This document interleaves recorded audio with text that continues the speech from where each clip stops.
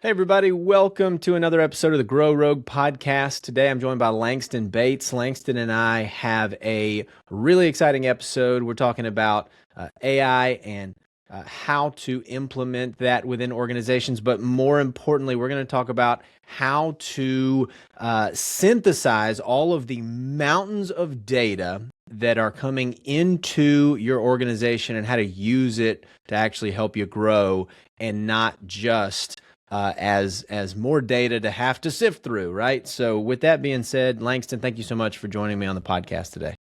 Yep. Thanks, Reade. Happy to be here. Excited Awesome. about the topic for sure.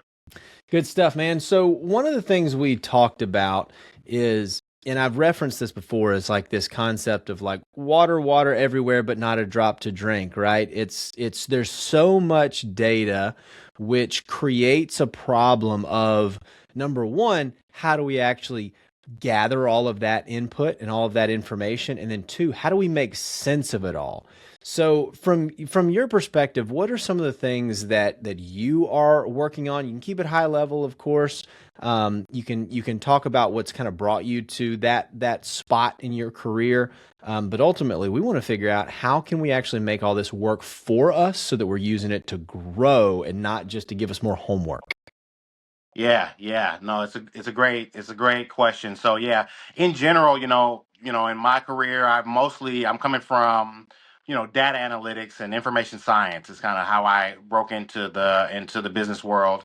And I've had a lot of different positions where I am managing, massive amounts of data for companies that are very mature, but maybe not as tech savvy or not as data forward, right? And so you end up, if you make a lot of transactions, you get a lot of data.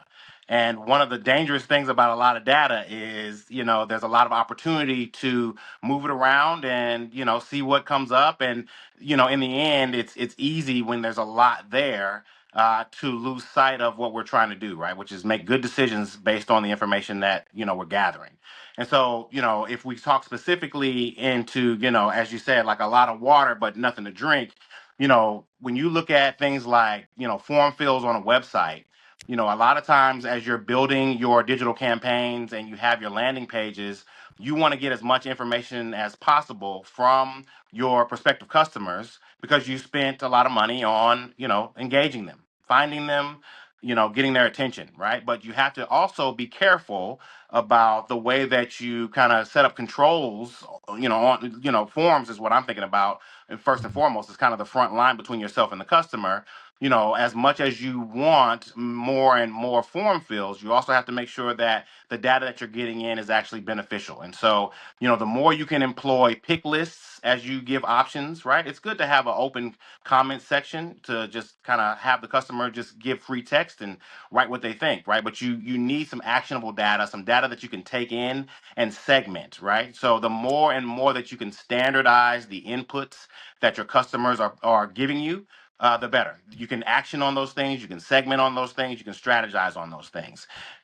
Oftentimes, the more you formalize your forms, you often affect how many inquiries you actually get, right? The harder it is to fill out a form, the less form fills you get. But the trade-off there is even if you get less, you have more valuable data, right? And so I think the big picture, as I look across all the different companies that I've supported, is you look back and you make decisions at some point in time, as your company continues to grow, and those decisions can have impact over 5, 10, 15, 20 years, right? And if you don't make the right decision to really control the information that's flowing in, because it's going to flow, right? And if you don't have the right pipes, right, to get it in the right places, you're going to find that it's not all that valuable. So I'd say, again, it's a balancing act, and the value of that information and the volume of it aren't always directly correlated, I guess. So that brings up a good point is that, we often find ourselves in a situation where we have, I like the term pipes, right? So we have all this information coming in, but we don't have what the term you used was a single source of truth, Yeah. right? Because let's just talk about this in a couple of different departments. I think that makes sense, right? If you've got a sales leader what is his or her single source of truth? It's going to be the CRM, right? Yeah. Now, a marketing professional, a CMO, is going to be looking at that marketing automation platform as a single source of truth. Well, the CFO has its own, has their own Yeah. single source of truth, right? Now, Definitely. what can we do to try to bring those into one unified, dashboard or platform so that when we're all having these conversations, we know that we're at least referencing the same handbook and that we're getting data from the same place? Yeah, it's an excellent question. So, if you're talking about different functions, right? You mentioned finance, sales, marketing. You can also, if your company is at a certain scale, start talking about geographies. There's a lot of different places where data comes, right? And so, in the end, you are always going to run into the reality that you've got different platforms using different formats, with the people recording the data into those platforms, having different processes by which they do that. And so you're going to have to dump it all into one place and try to make sense of it, right? Now, there are a lot of different evolving terminologies for that process. I remember when everything was a data lake. Then there were data warehouses, right? And now we're in the world of AI where these things become dynamic. But the bottom line is you've got multiple sources of data, and as you said, every function has its own holy grail, right? But we've got to marry all that together. Sometimes, if there's enough scale involved, you're talking about maybe even the same platform. So a CRM like a Salesforce, you may not have one Salesforce, depending on, you may have made an acquisition and then the other company had their own instance and now you got two. It can balloon, right? And so even within one function, within one type of data source, you can even have different sources of truth, right? And so, what one thing that I'm working on now. So I'm in Honeywell International. I manage marketing analytics across the full company. And one thing that we're dealing with is across all of the different segments within that business, or those sub businesses, subdivisions, and subdivisions. All of those different standards are all now needing to roll into one place. And so that process is typically, going to involve some compromise, right? So we have to make a decision. We have to define what we're trying to accomplish and define as different stages of commercial interaction, right? So a lead is one thing that we all have to come to the same place on what the definition is, right? Uh, some companies say hot, warm, cold. Some say an inquiry versus a qualified lead. Some say marketing qualified versus sales qualified. Whatever that categorization you want to set, that prioritization has to be uniform across all platforms. And you're going to find that you have to make compromises, and each different segment or each different function has to come to the realization that everything that is specific to their platform may not carry over when we produce this standardized final dashboard. Typically, it's a dashboard, right? We all have been dealing with dashboards, and that's the current reality of how we represent what is truth. And from my perspective, the closest the thing that's most important when we're talking about visualization of data is how current it is, because most of the time when you talk about those different functions who have their different area that they call the truth, you're going to make comparisons about what you put on a slide one day versus what it looks like a week later, right? And so when there's no way to know, well, is this up to date? There's no way to really verify. The only way to do that is to have something that is at least synchronized, if not live, right? If it's 24 hours late but synchronized, Yeah. that's something that you can action on. So that effort can cause, again, a lot of conflict as you talk about the different priorities amongst the different functions. But if you don't have a dashboard, in my opinion, with data that is at least synchronized, if not live, we're not speaking the same language. And again, the strategy on what decisions we make commercially can't really be as informed as they need to be to make decisions. Okay, so basically you're making the case, and I think I agree with this, is that imperfect information that is synchronized and that is we'll say universal across the organization, is more useful than perhaps slightly more, we'll call it more perfect, because there's really no Yeah. platform or tool that we're aware of that can provide up to the second perfect data across the entire organization, right? We're not there yet. Yep. But so what I'm hearing is that it's better to have consistent data, and you use you talk about compromises, and I think that's really, really big. How do you have those conversations where you have to mention what you just did to say, hey guys, you're not all going to be able to have exactly what you want, but if we can use this same dashboard and we can agree that this is the source of truth we're going to reference, then we're going to be better off. How do you even have that conversation? Yeah, it's tough because every different leader within whatever they're in charge of, really thinks their thing is the most important thing. And so you've got to deliver the message, that this is a holistic approach, right? And what you bring to the table is valuable, but we have to bring in context of everything else. It's essentially being the bad guy and being understanding before the call begins, this is what it's going to be, right? And at the end of the day, there are going to be areas where you compromise, as long as we're all on the same page. And what I try to do, when it's time to deliver that message, I will bring one specific example. If you are part of a business where most of your outreach from a marketing standpoint is to existing customers, because that's where you're going to grow, right? Some businesses need net new, some are going to grow within their existing customer base. If you're the latter, you're probably going to get less leads per se, because you're dealing with contacts that are already a part of your data ecosystem. And inherently, you're going to get people who are putting those efforts together. Those marketing people say, I want credit for all of the people that I touched, all the touch points that I achieved amongst people who we already know. And invariably, at a leadership level, they're going to be more interested in, from a marketing standpoint, who did you bring in that we never heard of before? And so that balance of, all right, which one is more important? Now, from a strategic standpoint, it may be the case that it's not wise to invest a bunch in trying to get net new leads. It actually can happen. But you have to actually sell that, and everyone has to be on the same page of that, on that approach. Most of the time, though, again, it's going to be about who did you bring in the door. And so I've been in multiple situations where you have to, in the end, find a way to capture the thing that is happening that your stakeholder thinks is important, which is, I've done all this work and I've contacted and had touch points with all these people. I believe you shouldn't take the position of, well, we're not going to track that at all. You figure out a way to prioritize with the understanding that if there's pressure to bring in net new, we're going to have this metric. It's going to be closer to the left and the top, right? But we're going to track your metric too, closer to the middle, towards the right, right?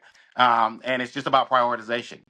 It's compromise. It is explaining, the funnel process, and really hammering home on the strategy of the business to ensure that where people don't get what they want, because somebody's not going to get what they want, they understand at least why. And that transparency is what you can guarantee. You can't guarantee satisfaction.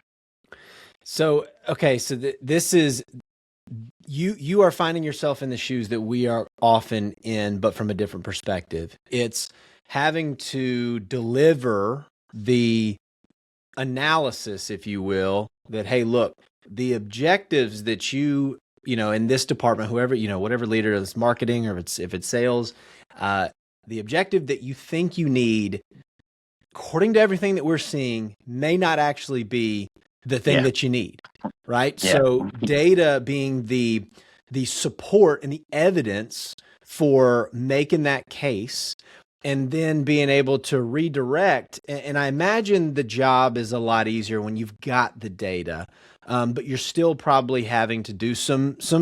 I mean, let's call it. You have to do some selling, right? Like you have to do Yeah. some internal selling 100%. to say, Yeah. look, this is what the numbers are telling us, and if we can get on board with this, then we believe we can be impactful in these ways that actually makes everybody happy.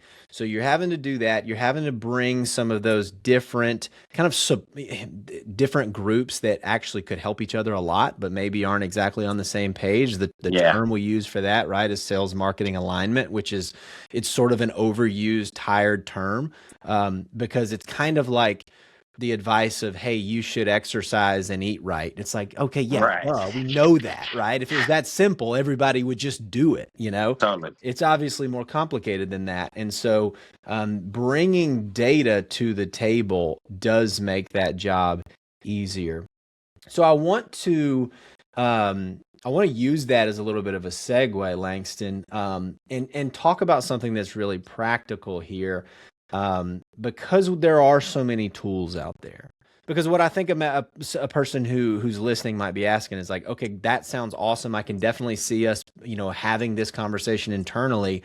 Well, what tools do we need, right? I wanted to start with what we did, because if you go straight to tools, I think that's missing the point. But since we've established that foundation, what are the tools that we need? If you were to give like a business that is going to be doing this well needs to have, you don't have to even get specific with the exact, company or app themselves, but like, what are the elements of your tech stack that you need to have in any organization? Yeah, yeah, great question. From my perspective, there are some key pillars, and probably some of the more popular options there, right? So you've got your marketing automation activation tool, right? That's for us, it's going to be Marketo. HubSpot, a lot of people use, but it's the thing that actions the different marketing automation commands that you need to move out, right? So that's going to send information to your customer. It's also going to gather information as the customer interacts. You're going to need a CRM, right? It's going to be Microsoft Dynamics. It's going to be Salesforce, etc. You're going to need, integration, and I'm speaking commercially, right? So Yeah. when you get into the operations side, you're definitely going to need an ERP system, right? And there's no way for me as more of a commercial guy to get into all the intricacies of what you need within that system. But what I know you need is integration with the commercial systems, right? So that is another key pillar, right? And then at some point you're going to need again a data warehouse, a data lake, and a beautiful new solution that just got invented yesterday that I'm not aware of, that takes information from all of those places and marries it, right? And tries to make as much sense of it as possible. At the most manual extreme on one end to the most AI dependent on the other. And then finally, you need some kind of visualization, right? It's going to be Tableau, it's going to be Power BI. It's the thing that you're going to share, across your decision makers, to help them see the end of the journey, right? The impact of all the things that we've been working on. To me, those are the crucial pillars of platforms that you need to succeed. I think that's great. And so if we've got those like basics, then and we actually touched on this concept of, bringing about this change and incorporating this into an organization. But what is the best first step? If you've got now a lot of the organizations, if we're thinking, you know, probably 50 to $150 million in revenue, you've probably reached the point where you have a lot of these tools and you have these data sources, but they probably are kind of scrambled everywhere. And maybe speaking from your experience, what did some of those early conversations look like where maybe it was led by you, maybe it was led by another person in the organization to say, hey, look, we have to get on the same page with all of this. What do we need to do on day one of this project? Are there things that you've found that are making things easier, maybe with the use of AI? That's the last few months it's like exploded in terms of the availability and the capability of a lot of these platforms. Are you finding that those are making this easier? What would you advise an organizational leader to do on day one of this new project? Yeah, if we're talking day one, I would be irresponsible if I said anything other than data integrity. It's got to be your foundation. You have to have, a strong understanding of. At the end of the day, everybody's got gaps in their data. Everybody's got inaccuracies. Um, you no matter how much you spend, no matter how much time you spend strategizing on tools, on platforms, on increasing your subscriptions, it's all limited by your data. So from my perspective, your first step is going to be establishing the strategy on how you're going to make your data robust.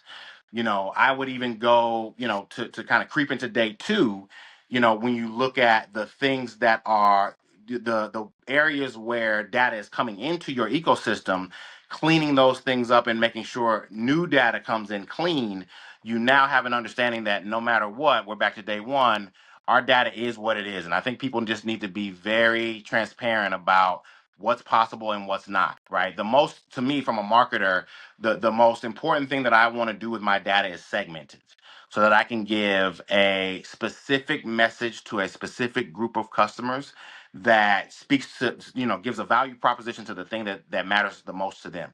You cannot do that if your data is not robust enough to identify those segments. And so until you have that strategy, everything else you can build a very fancy stack and it won't be very effective. Now, as it relates to where your options are, it's boundless, right? So if you look at, again, I'm in a Marketo shop. Adobe itself has its own Adobe AI tools that can speak again to data integrity, how you can identify areas where we've got a whole lot of nobody at nobody.com email Yeah. addresses or whatever the case may be, right? They've got their own internally. Every day, there's a new company that can do some of those things for you. If it's not native to the tool that you're using, it could just be agentic, right? That where Mhm. the company's specialization is integrating with some of those existing tools. There are plenty of companies that are partners of a particular bigger provider of software offerings, and what they sell to you is their ability to integrate with that platform and clean your data up, right? You need decision makers to guide that process, and you need to, in my opinion, make that again your number one priority until you can parse your data. Take a look at what we have, how many overall records, the cleanliness of those records, their legitimacy for a particular uh part of the business that you are looking to spend more money on. Until you're able to segment, you can do nothing. So it's, to me, day one, it's all about data. And I think that's something we've seen in from our side as well is look, we cannot use any of this if it's not trustworthy data, right? Yep. If we are just flying blind, we might as well just start from scratch with it all, right? Because if it's untrustworthy, and a lot of times what it really is, and you've alluded to this, is it's just stale data, right? I mean, it just hasn't really been cleaned, it hasn't been updated, it hasn't been validated, those lists. And so, yeah, we've seen that taking that time to say, look, we're going to get our data warehouse cleaned up and pruned up and ready to deploy these next things that are going to actually allow us to take action and monetize those is a great first step. Langston, so I feel like you and I really need to make a part two of this happen. I know we're coming up on time. But I wanna thank you for joining us today and really helping us to get an understanding of what this looks like from a really large organization. We've only kind of sort of mentioned it. You're at like a Fortune 10 company. And A big one, so yeah. these challenges are not going to get any bigger and more daunting than the ones you are dealing with. And so if you're listening to this and you're watching this, then if Langston can figure this thing out at that level, then there's hope for all of us, right? So thank you for lending some insight and for sharing what you've been working on. Is there any last, kind of parting message you'd like to give to our audience on this? I would say, first off, really do appreciate the opportunity to talk about some things that there's a niche number of people who really dive into these things, but it drives value, so it really does matter. And as far as the last word, again, I'll kind of jump back into driving value, right? One thing that I think, if we talk about data analytics as it relates to commercial growth, one thing that I think I would also just keep in mind, for those interested, is you also have to think about ROI as it relates to your own investments, as it relates to dollars and time. I think often we again lose sight of the purpose here is to find things that help us make good decisions that help us drive growth faster than we would have otherwise. And it's often very tempting to dive into things that are insightful, maybe, but how much do they really have an economic impact? So I would encourage those who get into these topics to always, keep in mind, like the point here is to give that right recommendation, not to go through an exercise of wits, right? So Right. that really is, we're talking about making decisions, and sometimes people just need it straight. So that would be the thing that I would leave folks with. That's good. It's folks, let's remember we're here to get a job done. We're here to improve how we work, not to be the smartest guy in the room. There's really not a whole lot of benefit to that type of contest. So Langston, I really appreciate this. I'm going to make sure that we leave your LinkedIn profile as in all of the all the description and the show notes and stuff. So if anybody wants to reach out to you, they can find you on LinkedIn. Really hope that we'll have a chance to have this conversation again, or another conversation like this again soon. But I do want to thank you for joining me on this episode of the Grow Rogue podcast. Thank you, Reade, and I'm going to hold you that part too. So looking forward to it. Sounds great.